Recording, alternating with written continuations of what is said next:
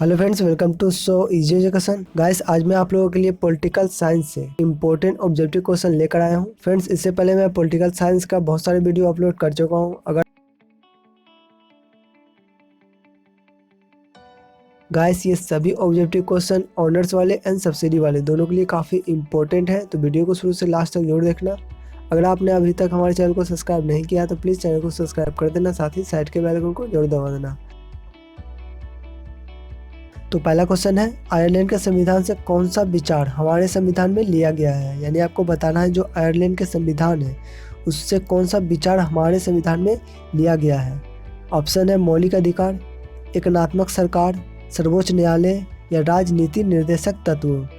तो गाइस, अगर आपको आता है तो यहाँ पे इसका right answer option number D हो जाएगा, राज्य के नीति निर्देशक तत्व। ठीक है, आयरलैंड के संविधान से कौन सा विचार हमारे संविधान में लिया गया है, तो ये है राज्य के नीति निर्देशक तत्व। ठीक है, क्वेश्चन नंबर 2 है, भारत के मुख्य न्यायाधीश की नियुक्ति होती है। यानी आपको बताना है जो भारत के मुख्य न्यायाधीश की नियुक्ति होती है वह किसके द्वारा होती है। ऑप्शन है मुख्यमंत्री द्वारा, राष्ट्रपति द्वारा या प्रधानमंत्री द्वारा।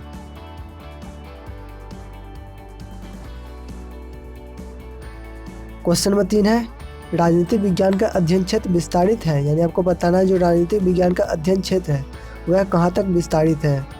ऑप्शन है राज्य तक है, सरकार तक, राज्य सरकार दोनों तक या मनुष्य राज्य सरकार तीनों तक।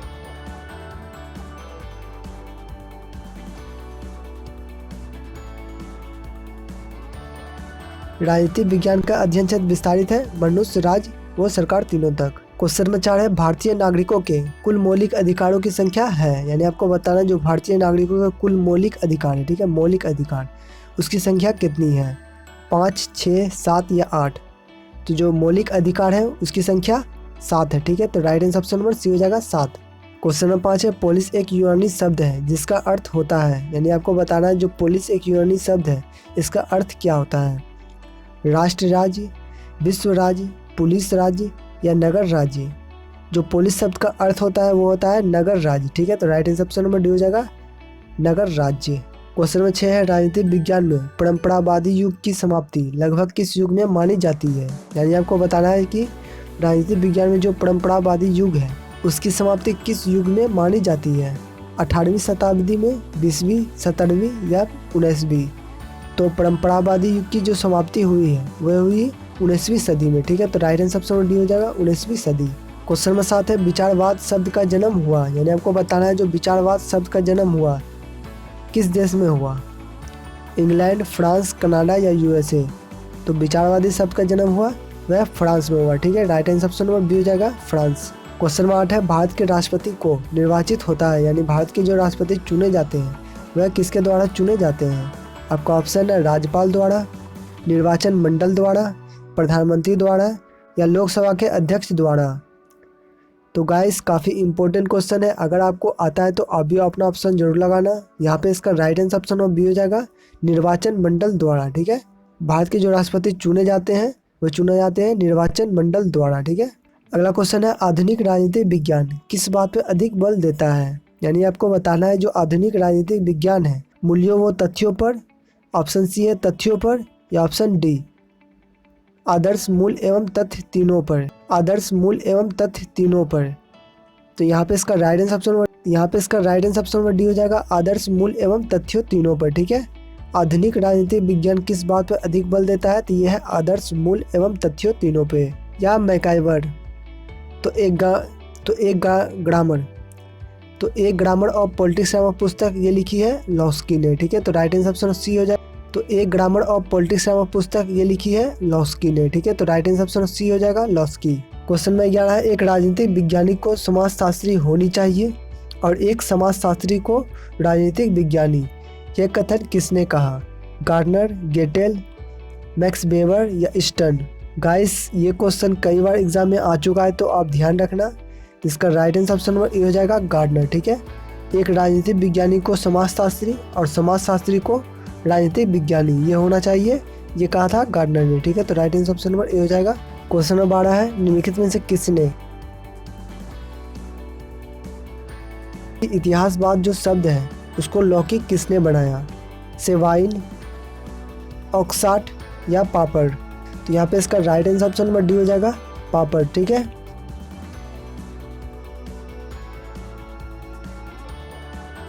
क्वेश्चन नंबर 13 है, संविधान का कौन सा भाग भारत को धर्मनिरपेक्ष राष्ट्र घोषित करता है?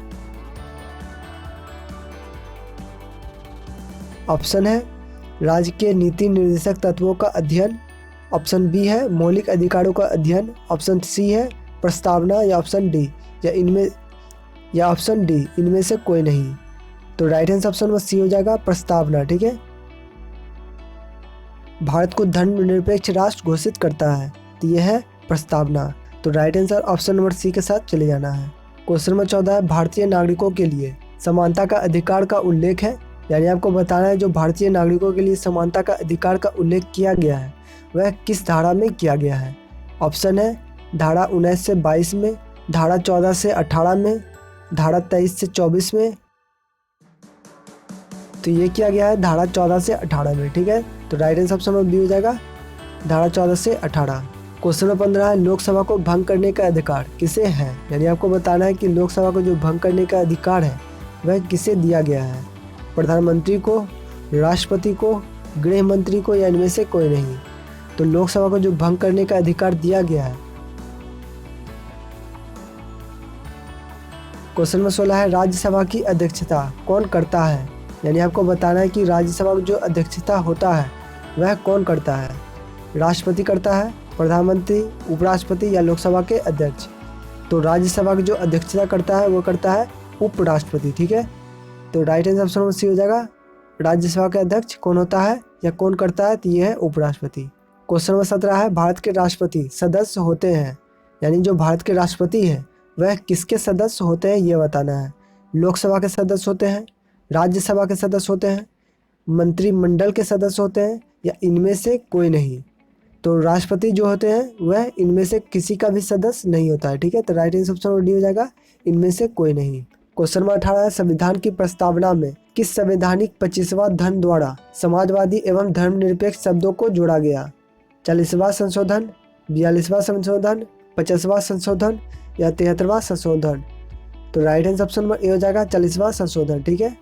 संविधान की प्रस्तावना में संवैधानिक 25 धन द्वारा समाजवादी एवं धर्मनिरपेक्ष शब्द को जोड़ा गया 40वां संशोधन द्वारा। ठीक है। क्वेश्चन नंबर 19 है, निम्न में से किस देश से मौलिक अधिकारों की अवधारणा लिया गया है? यानी आपको बताना है कि इनमें से कौन सा देश है जिससे मौलिक अधिकारों की अवधारणा अपने देशों में लिया गया है। फ्रांस, संयुक्त राष्ट्र अमेरिका, स्विट्जरलैंड, या ब्रिटेन। तो मौलिक अधिकारों की जो अवधारणा लिया गया है वो लिया गया है संयुक्त राष्ट्र अमेरिका द्वारा। ठीक है। तो right answer option number B हो जाएगा, अमेरिका। क्वेश्चन नंबर 20 है, भारतीय संविधान के किस भाग में राज्य के नीति निर्देशक सिद्धांतों का उल्लेख है?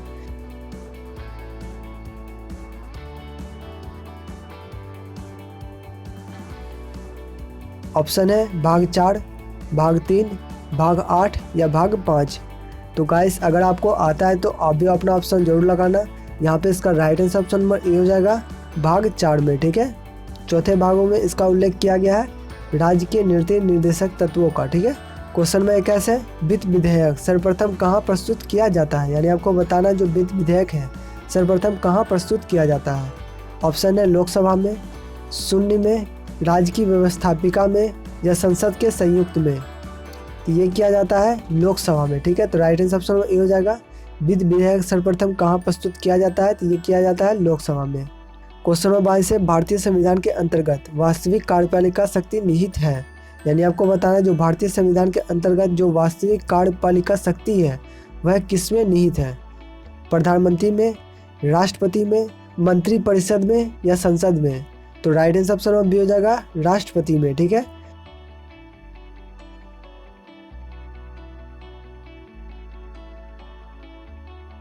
क्वेश्चन नंबर 23 है, भारत में कार्यपालिका आधारित है। यानी आपको बताना है जो भारत में कार्यपालिका है वह किस पद्धति पर आधारित है।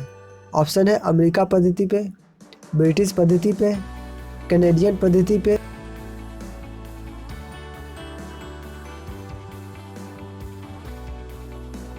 क्वेश्चन नंबर 24 है, संविधान के किस अनुच्छेद में समानता का अधिकार दिया गया है? तो गाइस इस क्वेश्चन को मैं पहले भी कर चुका हूँ, तो इस क्वेश्चन का आंसर आपको कमेंट सेक्शन में देना है कि कौन सा अनुच्छेद है जिसमें समानता का अधिकार दिया गया है। ठीक है।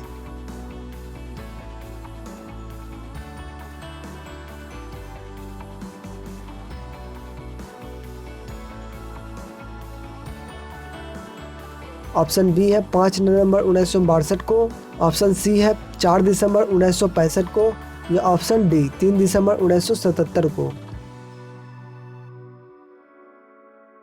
तो पहली बार जो आपातकाल लगाया गया था वो लगाया गया था 29 अक्टूबर 1962 को। ठीक है, तो राइट आंसर ऑप्शन ये हो जाएगा 29 अक्टूबर 1962। तो फ्रेंड्स आज के लिए इतना ही। उम्मीद है आपको वीडियो पसंद आया होगा। पसंद आया तो प्लीज़ वीडियो को लाइक कर देना, अपने दोस्तों के साथ शेयर कर देना और चैनल को सब्सक्राइब जरूर करना। तब तक के लिए अपना ख्याल रखना। जय हिंद, वंदे मातरम।